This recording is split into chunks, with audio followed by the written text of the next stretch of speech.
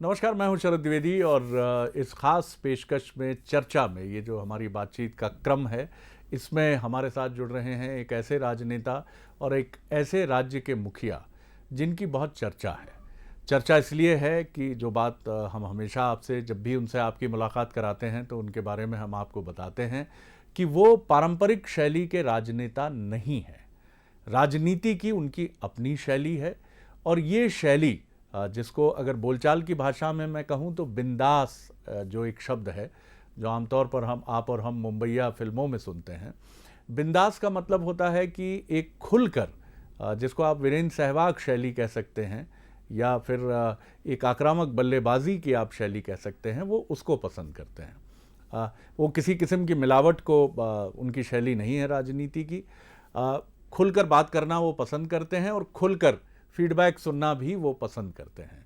और यही वजह है कि इस समय जो देश के मुख्यमंत्री हैं अलग अलग राज्यों के, अलग अलग दलों के, उनमें उनका नाम काफ़ी आगे लिया जाता है और यही वजह है कि उनकी तरफ देखा भी जाता है कि वो जो नवाचारी प्रयोग करते हैं उसकी तरफ भी सबकी निगाह होती। कोरोना काल में इस समय वो जिस राज्य के मुखिया हैं, छत्तीसगढ़ की मैं बात कर रहा हूँ, वहाँ कोरोना काफ़ी नियंत्रित रहा, लेकिन चौथे चरण में ज़रूर घटनाएं सामने आई। लेकिन ये माना जा रहा है कि पूरे भारत में चौथे चरण में यानी जून में और जुलाई के मध्य तक काफ़ी कोरोना के मामले चौंकाने वाले आ सकते हैं और ये वो जगह भी हो सकती हैं जहां अब तक कोरोना काफ़ी नियंत्रित प्रतीत हुआ है। तो ये तो एक अलग मसला है, लेकिन उन्होंने कई बड़े फैसले किए हैं। राजीव गांधी न्याय योजना एक बड़ा रिवोल्यूशनरी स्टेप माना जा रहा है। सीधे चलिए मेरे साथ रायपुर और मुलाकात करिए छत्तीसगढ़ के मुख्यमंत्री भूपेश बघेल जी से। बहुत स्वागत करता हूं भूपेश बघेल जी आपका। जी जी नमस्कार। नमस्कार सर। और मेरा पहला सवाल यही है कि बड़ी महत्वाकांक्षी योजना है छत्तीसगढ़ सरकार की, राजीव गांधी न्याय किसान योजना, और ये बहुत किसानों के जीवन शैली, कुछ दिनों पहले, करीब करीब एक सप्ताह पहले जब हमारी राहुल गांधी जी से भी बातचीत हुई थी, जब उन्होंने देश के पत्रकारों से चर्चा की थी, तो बंसल न्यूज़ की तरफ से हमने जब उनसे सवाल पूछा तो उन्होंने न्याय योजना, जब हमने उनसे पूछा कि मनरेगा एक बड़ा गेम चेंजर साबित होगी राहुल जी, तो किस तरह आप इसको और मजबूत बनाना चाहते हैं, तो उन्होंने कहा कि गांव के लिए हम मनरेगा को प्रेफर करते हैं, इसके लिए बजट एलोकेशन बढ़े, और शहरों के लिए न्याय योजना। तो किस तरह आप देखते हैं कि न्याय योजना किस तरह से छत्तीसगढ़ में किसान या शहरी मजदूर, इनके लिए किस तरह एक मजबूत सेतु बनेगी? जी जी। शरद जी, आपको याद होगा कि पिछले साल हम लोगों ने किसानों के ऋण माफ़ी भी किया था और 2500 रुपये क्विंटल में धान खरीदी किया था। बिल्कुल जी। और ये राशि 20,000 करोड़ का धान खरीदी और करीब 9-10 हज़ार करोड़ के ऋण माफ़ी जी। तो इस प्रकार से सीधा सीधा 30-35 हज़ार करोड़ रुपया किसानों के खाते में गया और उसका परिणाम सीधा दिखाई दिया कि देश में मंदी था लेकिन छत्तीसगढ़ में मंदी का कोई असर नहीं रहा। जी हाँ जी। तो सबसे पहली बात ये है। दूसरा ये है कि जो किसान आत्महत्या लगातार कर रहे थे जी, उस संख्या में भारी गिरावट आई और छत्तीसगढ़ में एक भी किसान ने आत्महत्या नहीं की। जी। बिल्कुल ठीक है। दूसरी बात मैं कहना चाहूँगा कि न्याय योजना, आपको याद होगा लोकसभा चुनाव के पहले जब ऋण माफ़ी के प्रमाण पत्र वितरण करने के लिए और 2500 रुपये क्विंटल धान खरीदी के चेक देने के लिए राहुल गांधी जी को हमने यही नए राजधानी में रायपुर में उनको आमंत्रित किया था, तो लाखों के भीड़ में राहुल जी ने न्याय योजना के सबसे पहले जी अनाउंस यही छत्तीसगढ़ में किया था। और ये मेरे लिए सौभाग्य की बात है कि जो न्याय के आवाज़ पूरे देश को सुनाई दी थी जी, वो छत्तीसगढ़ की भूमि थी जिसको राहुल जी ने कहा था। और उसी छत्तीसगढ़ में न्याय योजना, राजीव गांधी किसान न्याय योजना भी हमने लागू किया है और जिसमें 19 लाख किसान परिवार को 5,750 करोड़ रुपया राशि इस वर्ष मिलने वाला है। और उसके प्रथम किस्त 21 मई को हमने जारी भी कर दिया है 1,500 करोड़ के। तो ये न्याय योजना की शुरुआत भी यहाँ हुई।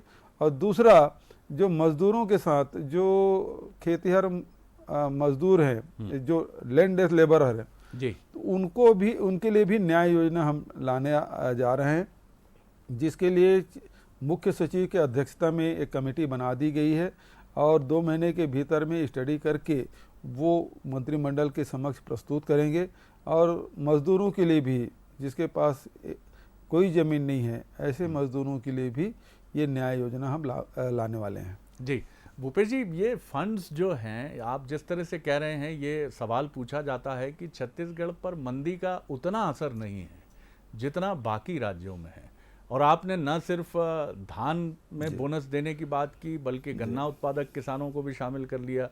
आगे आपकी योजना है कि दलहन तिलहन से जुड़े जो किसान हैं उनको भी आप इसमें शामिल करेंगे। ये निश्चित तौर पर बहुत अच्छा कदम है, बहुत किसानों की रीढ़ की हड्डी को मजबूत करने वाला कदम है। लेकिन ये जो रेवेन्यू रिसोर्स मोबिलाइज आप कर रहे हैं, इस पर कुछ आप रहस्य बताएं और थोड़ा सा जरा बाकी राज्यों की तरफ भी इस मंत्र को संप्रेषित करें तो पता चलेगा कि मंदी एक चुनौती जरूर है लेकिन इससे निपटा जा सकता है।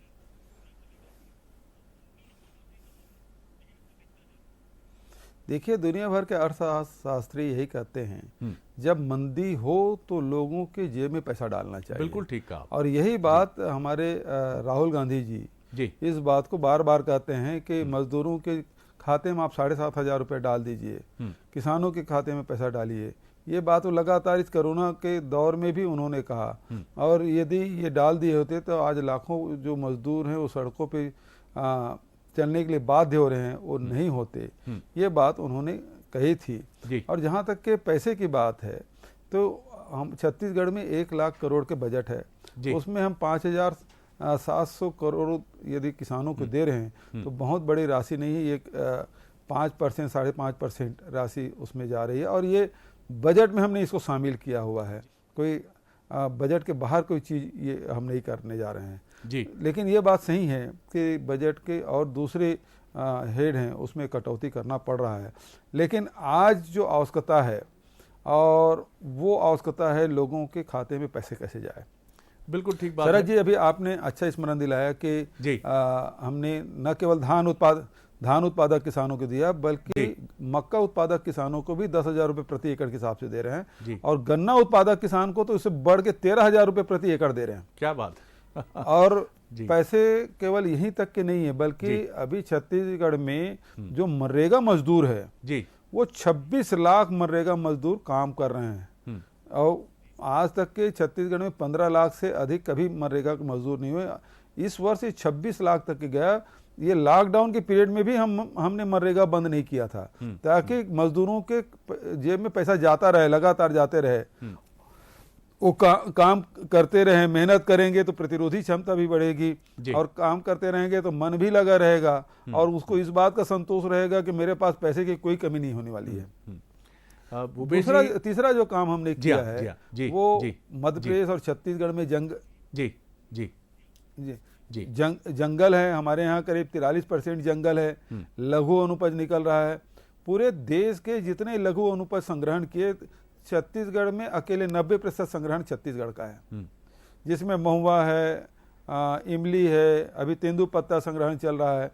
और इसके माध्यम से लगभग हम लोग यहाँ 12-13 लाख जो हमारे आदिवासी परिवार रहते हैं उनको उनके खाते में 2,500 करोड़ जाने वाला है।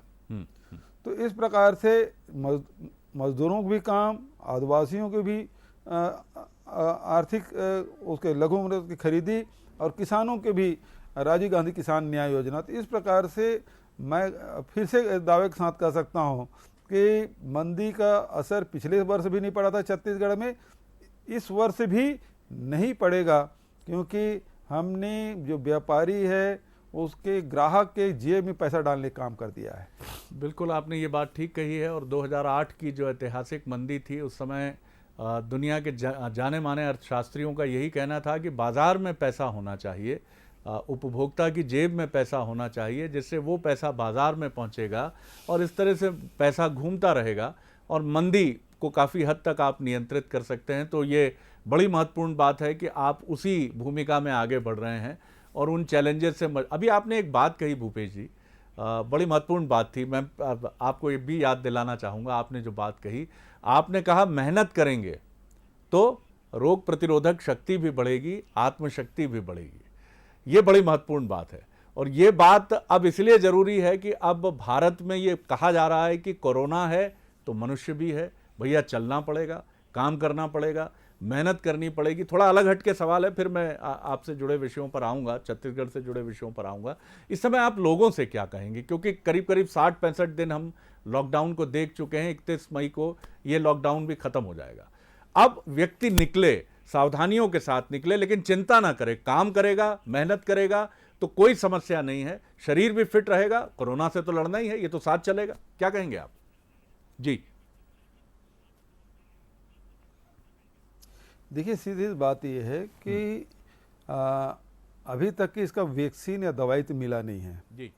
और ये वायरस इतना खतरनाक नहीं है कि तुरंत आदमी की मौत हो जाए। 14 दिन बाद तो लक्षण दिखाई देता है जी। और इसमें केवल ये सावधानी बरतने की आवश्यकता है जी कि हम हाथ बराबर धोते रहें, हाथ पैर धोते रहें, मुंह में नाक में मास्क लगाए रखें, गमछा लपेट के रखें और दूरी बना के रखें। मैं सोशल डिस्टेंसिंग की बात नहीं करता, मैं फिजिकल डिस्टेंसिंग की बात कर रहा हूँ। फिजिकल डिस्टेंसिंग बना के रखें तो फिर कोई बीमारी आपको छू नहीं पाएगी और जब आपको छू नहीं पाएगी तो आप स्वस्थ रहेंगे। तो ये इतनी सी बात है और इसको हमारे छत्तीसगढ़ के लोगों ने कर दिखाया। और कोरोना जहाँ 59 तक के पहुंचा था, जो विदेश से आए थे और तबलीगी जमात के लोग आए थे, 59 तक पहुंच गया था। वो स्वस्थ होके उसमें 56 लोग चले गए थे, केवल 3 बचे थे। उसी समय श्रमिकों का आवागमन शुरू हुआ। अब ये आंकड़ा करीब 152 तक पहुंचा है। इसे घबराने की आवश्यकता नहीं है, बल्कि इसे सचेत होकर लड़ने की आवश्यकता है। अपने को बचाव के जो उपाय हैं उसको अपनाने की आवश्यकता है।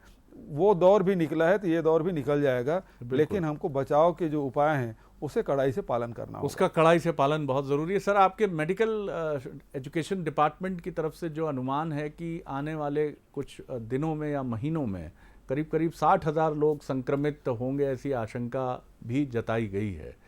मुझे लगता है इससे भी बेचैन होने की या घबराने की ज़रूरत नहीं है, क्योंकि यह आंकड़ा न सिर्फ उन राज्यों में बढ़ेगा जहां कोरोना अब तक काफ़ी नियंत्रित दिखा है, बल्कि उन राज्यों में तो और अधिक आशंका जताई गई है जहां ये अभी भी काफ़ी विस्फोटक स्थिति में है, जिनमें मध्य प्रदेश के 2 शहर राजधानी भोपाल और इंदौर शामिल हैं। इस चुनौती को आप छत्तीसगढ़ के परिप्रेक्ष्य में कैसे देखते हैं? आगे आप किस तरह से, आपने दक्षिण कोरिया से किट मंगाई, काफ़ी सस्ते में मंगाई, काफ़ी अच्छे ढंग से आपने नियोजित किया, टीएस सिंहदेव साहब भी आपके साथ, पूरी टीम लगी रही वहाँ।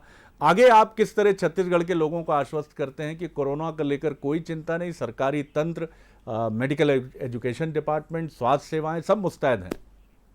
जी। जैसे पैनिक करने की कोई आवश्यकता नहीं है जी। जो समस्या सामने आएगी उसे हमको, उसका सामना हमको सबको मिलजुल के करना है जी। और छत्तीसगढ़ के पूरे 2 करोड़ 80 लोगों ने इसका मिल के सामना किया है और जितने भी जो शासकीय आदेश गए उसके कड़ाई से लोगों ने पालन किया।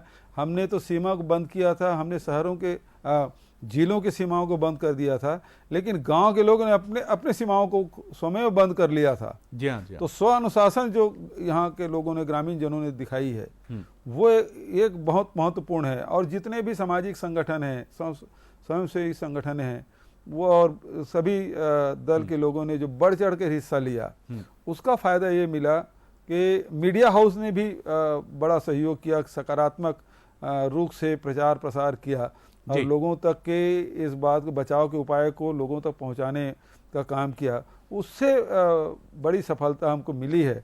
और अभी जो आंकड़े आ रहे हैं इससे घबराने की ज़रूरत नहीं है। हमारे छत्तीसगढ़ में 16,449 क्वारंटाइन सेंटर हमने बनाए हैं। अभी तक के 1.5 लाख लोग आ चुके हैं, उसको क्वारंटाइन में रखा गया है और उसमें से 152 अभी मरीज सामने आए हैं। हो सकता है ये आंकड़े और बढ़ें, लेकिन इसे बहुत ज़्यादा घबराने की आवश्यकता नहीं है। इसे हम जो आंकड़े हैं उसे वहीं पे रोकने में हम सफल होंगे, बशर्ते सब लोग जैसे पहले सहयोग किए थे अभी भी सहयोग करें, फिजिकल डिस्टेंसिंग का पालन करें, साफ सफाई का ध्यान रखें, मास्क लगाएं। और जो लोग इस प्रकार से जो प्रभावित लोग संक्रमित लोग यदि दिखाई देते हैं तो तत्काल सूचना दें, जैसे पहले देते रहे उसी प्रकार से सूचना दें, तो हमारी मेडिकल टीम भी बराबर काम करती रहेगी। और यहाँ के जो एम्स के डॉक्टर और उसकी जो टीम है उसको मैं बधाई देना चाहूँगा कि एक भी किसी मरीज की मौत अभी तक की नहीं हुई है, छत्तीसगढ़ बचा रहा है। आगे भी हम उम्मीद करते हैं किसी प्रकार से जो जितने भी मरीज हैं वो स्वस्थ होकर अपने घर लौटेंगे और सामान्य जीवन व्यतीत करेंगे। बिल्कुल, ये आपने ठीक बात कही। आपकी मेडिकल टीम और एम्स काफ़ी अच्छा काम उन्होंने किया हुआ है। दो छोटे छोटे मेरे जो प्रश्न हैं एक दूसरे से जुड़े हुए, एक तो आपने प्रधानमंत्री से मांग की है कि मनरेगा के जो दिन हैं, कार्य दिवस काम करने के हैं, वो 200 दिन के आसपास किए जाएं, इसकी आपने प्रधानमंत्री नरेंद्र मोदी साहब से मांग की है। और दूसरी बात, क्या जो प्रवासी श्रमिक, जो छत्तीसगढ़ के श्रमिक हैं, दूसरे राज्यों में काम करते थे, वो लौट रहे हैं छत्तीसगढ़, इसलिए आपने ये मांग की है, या उनको क्या इसके पीछे क्या दोनों चीज़ें जुड़ी हुई हैं? इस पर आप क्या कहेंगे? जी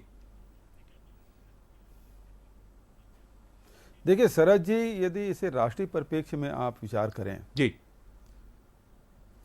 जी, आवाज आ रही है मेरी? बिल्कुल बिल्कुल आ रही है सर, बिल्कुल सुन पा रहा हूं आपको। जी शरद जी, आवाज आ रही है? हाँ बिल्कुल आ रही है सर, बोलते रहिए सर। यदि जी राष्ट्रीय परिप्रेक्ष्य में आप देखेंगे जी, तो कुछ राज्य ऐसे हैं जहां श्रमिक अधिक हैं जी, कुछ राज्य ऐसे हैं जहां श्रमिकों की आवश्यकता है।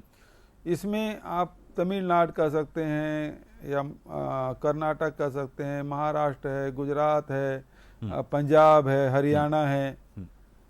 ये ऐसे राज्य हैं जहां श्रमिकों की आवश्यकता है जी। और जैसे बिहार है, उत्तर प्रदेश है, मध्य प्रदेश है, छत्तीसगढ़ है, झारखंड है, उड़ीसा है, ऐसे राज्य हैं जहां श्रमिकों की बहुत अधिकता है जी। और ये यहाँ से निकल के दूसरे राज्यों में जाके रोजगार पाते हैं। जी। अभी हो ये रहा है कि ये सारे श्रमिक अपने अपने राज्यों में अपने अपने घरों में लौट गए हैं। तो अब स्थिति ये है कि जहाँ श्रमिकों का आवश्यकता है वहाँ श्रमिकों की कमी हो जाएगी, इंडस्ट्री चलाना कठिन हो जाएगा।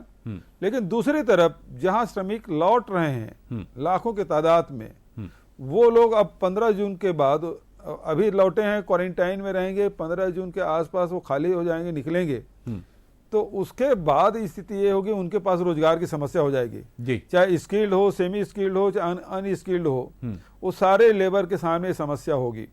और इसीलिए मैंने भारत सरकार से आग्रह किया है कि मनरेगा को कृषि कार्य से जोड़ देना चाहिए, ताकि उन लोगों को बरसात में भी, आपको बरसात में आप मिट्टी खुदाई कर नहीं सकते, बिल्कुल ठीक बात है जी, तो ऐसे तालाब खुदाई कर नहीं सकते जी, तो ऐसे समय में यदि कृषि कार्य से इसको जोड़ दिया जाए जी, धान की खेती में, आपके सोयाबीन की खेती में, मक्का की खेती में, गन्ना के खेत में, यदि मनरेगा से जोड़ देंगे तो मजदूर जाएंगे, तो उनको बराबर रोजी भी मिलेगी और जो राष्ट्रीय उत्पादन है, ये कृषि में जो उत्पादन वो राष्ट्रीय उत्पादन है, उसमें बड़ा योगदान होगा। तो कृषि लागत भी कम होगी, किसानों को भी सहायता हो जाएगा और मजदूरों को भी रोजगार मिल जाएगा। इसलिए सलाह मैंने भारत सरकार को दिया था ताकि मजदूरों को बराबर रोजगार मिलता रहे। बिल्कुल आपने ठीक कहा और प्रधानमंत्री आपकी बात सुनते भी बड़े गौर से हैं, चाहे आपकी नरवा गरवा गुरुआ बाड़ी जैसी महत्वपूर्ण योजना हो या फिर और विषय हो, क्योंकि वो भी जानते हैं कि भूपेश बघेल जी एक बड़े उत्साही और लीग से अलग हटकर चलने वाले मुख्यमंत्री हैं। और अच्छी बात है, ये फेडरल स्ट्रक्चर में ये चीज़ें, हमारे संघीय ढांचे में ये चीज़ें जितनी विकसित होंगी उतना अच्छा होगा। सर, दो छोटे छोटे प्रश्न करके मैं समाप्त करूंगा इस बातचीत को, क्योंकि आपकी व्यस्तता और निरंतर हम समझते हैं उसको। सर, छत्तीसगढ़ में आदिवासी जो बेल्ट है वहाँ कोरोना का बिल्कुल भी न्यूनतम असर है। इस समय हम देख रहे हैं कि केंद्र सरकार भी जो है आयुष मंत्रालय आयुर्वेदिक औषधि या वैकल्पिक औषधि की बात कर रहा है। छत्तीसगढ़ में क्या आपने भी, मुझे लगता है शायद आपने ज़रूर ही कोशिश की होगी कि हमारे जो आदिवासी भाई बहन हैं इनके भोजन में ऐसा क्या है जो उनको काफ़ी स्वस्थ रखता है, चाहे वो भाजी हो उनके यहाँ जो पाई जाती है, या जड़ी बूटियाँ हों, या उनकी जीवन शैली हो, इस पर भी क्या आप कुछ कंटेम्प्ररी, कुछ एक दृष्टि रखते हुए, कुछ शोध परक दृष्टि के साथ, वैज्ञानिक दृष्टि के साथ सामने आएंगे? क्योंकि हो सकता है ये देश के लिए भी बड़ा आई ओपनर हो, आंख खोलने वाला एक मैसेज हो इसमें। जी जी, देखिए, आयुष विभाग के द्वारा इस प्रकार से दवाई उपलब्ध कराई जा रही है। जी जिसके माध्यम से लोगों के जो प्रतिरोधी क्षमता है उसमें वृद्धि हो। जी बिल्कुल ये सही बात है कि हमारे वन औषधियों में इतनी ताकत होती है कि व्यक्ति के प्रतिरोधी क्षमता में वृद्धि करे, तो ये तो बहुत ज़रूरी है, लेकिन ये इलाज नहीं है। बिल्कुल ठीक कहा। इलाज तो आपको चाहे इसको भारत सरकार को चाहिए था कि आयुर्वेद है या वनौषधि है, उसमें जो शोध करने वाले लोग हैं उसको भी ये जिम्मेदारी देनी थी कि इसमें कुछ शोध करे, कोरोना के कोई इलाज इसमें ढूंढा जा सके आयुर्वेद में या होम्योपैथी में या फिर अपने जो वनौषधि है उसके द्वारा खोजा जा सके, इसमें प्रोत्साहित करना था, जो कि नहीं कर पाए। अभी केवल प्रतिरोधी क्षमता वृद्धि करने के लिए ही इसका उपयोग हो रहा है, इलाज के लिए उनको कोई जिम्मेदारी नहीं दी गई है। बिल्कुल, यह आपकी काफ़ी महत्वपूर्ण बात है और इसका हम भी समर्थन करते हैं कि अभी जो वैकल्पिक औषधियां हैं वो एक विकल्प मात्र हैं, लेकिन आप ले सकते हैं, नुकसान नहीं है। लेकिन जो कोरोना का ट्रीटमेंट है उससे दाएं बाएं बिल्कुल नहीं होना है और इस पर शोध और अनुसंधान केंद्र सरकार को जारी रखना चाहिए, खासतौर से ट्राइबल बेल्ट को लेकर। सर, आखिरी मेरा प्रश्न ये है कि अब एक दुनिया हमारी बदलेगी, बदल रही है, बदल चुकी भी है। अब हम जिस दुनिया में जा रहे हैं वहाँ परीक्षा लेने की प्रणाली बदलेगी, उद्योग धंधे और नौकरियों में स्थितियां बदलेंगी। आप छत्तीसगढ़ को कितना आश्वस्त करते हैं, छत्तीसगढ़ के उद्योग जगत को, छत्तीसगढ़ के युवाओं को, कि सरकार हर बदलाव पर निगाह रखे हुए है और हर परिवर्तन के साथ वो आगे बढ़कर न सिर्फ छत्तीसगढ़ को, जो कि तेजी से उभर रहा है विकास की दौड़ में और बहुत तेजी से आगे बढ़ रहा है, वो छत्तीसगढ़ न सिर्फ आगे रहेगा बल्कि छत्तीसगढ़ हर नई तकनीक, हर नई प्रौद्योगिकी के साथ जुड़कर लोगों के जीवन को और बेहतर और सरल इस कोरोना काल में भी बनाएगा। जी देखिए, इसमें दो चीज़ें हैं जी कि एक तरफ छत्तीसगढ़ में चाहे हम आदिवासी अंचल में लघु वनोपज खरीदने की बात किए, चाहे किसानों को राजीव गांधी किसान न्याय योजना के तहत देने का काम किए हैं और मनरेगा मजदूर काम किए हैं जी, तो इनकी क्रय शक्ति हमने बढ़ा दी, तो व्यापार में फर्क तो नहीं पड़ेगा। लेकिन दूसरी बात जो है, आपने जो सवाल पूछा है जी औद्योगिक इकाइयों के बारे में, जी, तो वो औद्योगिक इकाई जो निर्माण कार्य से जुड़े हुए हैं, जिसमें सीमेंट की आवश्यकता है, जिसमें स्टील की आवश्यकता है, जिसमें एल्युमिनियम की आवश्यकता है जी, तो ये तो तब होगा जब राज्य सरकारें निर्माण कार्य करेगी, चाहे बिल्डिंग बनाए, चाहे सड़क बनाए, चाहे बांध बनाए, जी, तब इन चीज़ों की आवश्यकता पड़ेगी। तो ये तो राष्ट्रीय और अंतर्राष्ट्रीय स्तर पर इसको समीक्षा करने की आवश्यकता है और ये डिमांड तब होगी जब राज्यों की आर्थिक स्थिति ठीक होगी, तब इसकी डिमांड बढ़ेगी। और इसीलिए मैंने भारत सरकार से मांग की थी कि हमको 30,000 करोड़ रुपया पैकेज छत्तीसगढ़ सरकार को दे। और आपको याद होगा कि सोनिया जी ने भी एमएसएमई के लोगों को सीधा पैसा देने की बात, सहायता देने की बात कही थी, ताकि वो उद्योग चलें, रोजगार चलें, तो और मांग और पूर्ति बराबर बनी रहे। नहीं तो हम उत्पादन कर देंगे और मांग नहीं है तो उसके बाद वो उद्योग बंद हो जाने वाला है। तो ये मांग क्रिएट करने की जिम्मेदारी और उसे तैयार करने की जिम्मेदारी भारत सरकार की है। और इसलिए हम कहें राज्यों को आर्थिक मदद देने की ज़रूरत है, जिसके मामले में 20 लाख करोड़ में कोई इसमें कोई दिखाई नहीं दे रहा है कि कुछ हमको राज्य सरकार को कुछ मिल पाएगा। जी जी, बस इस सवाल से मैं समाप्त कर रहा हूं अपनी बात। अभी एक बड़ा वक्तव्य आया है कुछ देर पहले जब हम आपसे बातचीत शुरू कर रहे थे। चीन के विदेश मंत्री ने कहा है कि अमेरिका और चीन के संबंध शीत युद्ध, कोल्ड वॉर जैसी स्थिति में पहुंच गए हैं।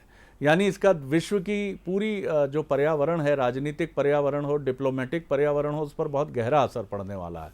हम ये सुन ही रहे हैं कि चीन से मल्टीनेशनल कंपनीज अब निकल रही हैं। एक विकल्प भारत माना जा रहा है। नितिन गडकरी जी ने कुछ दिनों पहले ये बात बार बार दोहराई भी है। छत्तीसगढ़ एक औद्योगिक पहचान वाला राज्य भी है और काफ़ी बढ़िया काम कर रहा है उसमें। जाहिर तौर पर आपकी निगाह होगी कि अगर कुछ मल्टीनेशनल भारत की तरफ रुख करती हैं तो वो छत्तीसगढ़ भी आए। इस सवाल के साथ मैं समापन करूंगा। जी जी बिल्कुल, हम लोगों ने इस मामले में भी उद्योग विभाग के मंत्री और अधिकारियों के साथ चर्चा की और उन मल्टीनेशनल कंपनियों से संपर्क साधने के बाद विदेश मंत्री और वाणिज्यिक मंत्रालय से भी लगातार संपर्क में रहे और दूतावासों से भी संपर्क में रहे, ताकि कोई भी ऐसे उद्योग जो यहाँ छत्तीसगढ़ आना चाहें तो कितना सुविधा हम दे सकते हैं, उसके बारे में हमने मंत्रिमंडल के स्तर पर ही निर्णय लेने का फैसला किया है। एक एक जो उद्योग है उसे डील करने की बात है, वो संबंधित अधिकारी करेंगे, लेकिन फैसला मंत्रिमंडल के माध्यम से होगा तो उसे किस प्रकार से पैकेज दिया जा सके और हमारे छत्तीसगढ़ में कोई उद्योग आए, इसके लिए हमने काफ़ी उसको फ्लेक्सिबल रखा हुआ है। लेकिन अब देखते हैं कि कितना उद्योग आता है। बिल्कुल ठीक बात है, लेकिन आप तैयार हैं, ये सबसे महत्वपूर्ण बात है। और हम आपसे बातचीत में निरंतर ये अनुभव करते हैं कि आप न सिर्फ नए प्रयोगों के लिए अपने को तैयार रखते हैं, बल्कि अपनी टीम के साथ जो कुछ ताज़ा घटनाक्रम है उसको लेकर बहुत सहज रूप से सजग भी रहते हैं और सजेशंस के साथ, सुझावों के साथ सामने आते हैं। चाहे वो 200 दिन करने का सुझाव विनम्रता के साथ प्रधानमंत्री को भेजा गया हो, या फिर आर्थिक मंदी से बचने के लिए, बाजार की रौनक बढ़ाने के लिए, किसान गरीब गुरबे के पास उनकी जेब तक पैसा पहुंचाने का काम हो। ऊर्जा के साथ आप अपना ये काम जारी रखें भूपेश जी। आपकी भावी राजनीतिक यात्रा और बतौर छत्तीसगढ़ के राजनीतिक मुखिया, वहाँ के राजनीतिक और प्रशासनिक मुखिया के नाते आपका ये सफ़र बदस्तूर जारी रहे, ताकत के साथ जारी रहे, इसके लिए आपको ढेरों शुभकामनाएं। बंसल न्यूज़ से बातचीत करने के लिए बहुत बहुत धन्यवाद। तो ये थे छत्तीसगढ़ के मुख्यमंत्री भूपेश बघेल जी, जो जिनका जो अंदाज़ है, जिसका जिक्र हमने आपसे किया, वो पूरी ताकत के साथ आगे बढ़ रहे हैं। जैसा उन्होंने कहा है कि 200 दिन किए जाएं मनरेगा के लिए, और न सिर्फ उन्होंने राजीव गांधी किसान न्याय योजना में काफ़ी पैसा पंप किया है, बल्कि इसमें गन्ना उत्पादक, मक्का उत्पादक और आगे दलहन और तिलहन के किसानों को जोड़ने की भी उनकी योजना है। और इसी के साथ मनरेगा को लेकर जो श्रमिक हैं उनको भी उन्होंने, और इसमें काफ़ी बड़ी संख्या में श्रमिक जुड़े भी हैं छत्तीसगढ़ में, और उनका मानना है कि मंदी से निपटने का यही एक तरीका है कि आप लोगों की जेब में पैसा डालें और वो पैसा बाज़ार में सर्कुलेट करे। और यही उनका दावा भी है कि पिछले साल भी मंदी का असर छत्तीसगढ़ में नहीं था, और इस बार भी हम काफ़ी हद तक छत्तीसगढ़ में मंदी को नियंत्रित करके चल रहे हैं। वो कहते हैं कोरोना से भयभीत होने की ज़रूरत बिल्कुल नहीं है, हम सावधानियां बरतें और तमाम मास्क और सैनिटाइज अपने हाथों को करना, निश्चित दूरी बनाकर रखना, ये सब काम हम करते रहें, लेकिन अपने काम को भी करें। जैसा उन्होंने कहा कि श्रमिकों के लिए कहा कि अगर वो काम करेंगे तो इससे उनका शरीर ही स्वस्थ रहेगा। छत्तीसगढ़ पूरी तरह मुस्तैद है, वो आश्वस्त करते हैं। और जो भी स्थितियां हैं, कुछ प्रवासी श्रमिकों के आने से, जो बाहर थे छत्तीसगढ़ के श्रमिक, उनके आने से ये कोरोना का आंकड़ा कुछ बढ़ा है, लेकिन उन्हें पूरा विश्वास है कि जल्दी ये नियंत्रित होगा।